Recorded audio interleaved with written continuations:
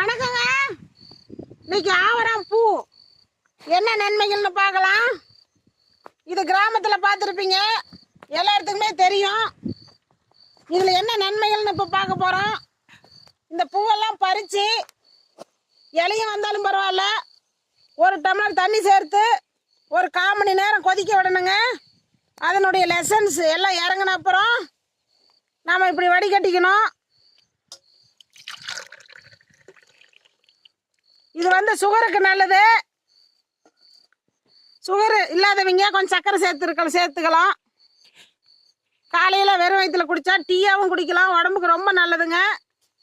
வாரம் 2 முறை குடிக்கலாம், 3 முறையும் குடிக்கலாம், உடம்புக்கு ரொம்ப நல்லதுங்க. நீங்கள் குடிச்சு பாருங்க. ஈஸ்வரியின் நாளொரு மூலிகை சேனலை ஃபாலோ பண்ணுங்க. நன்றிங்க. லைக் பண்ணுங்க, சப்ஸ்கிரைப் பண்ணுங்க, ஷேர் பண்ணுங்க, பெல் பட்டனை கிளிக் பண்ணுங்க. இனிமே நாங்கள் போடுற வீடியோ உடனே உங்களுக்கு வந்து சேரும். இதுதாங்க ஆவரம் பூ டீ.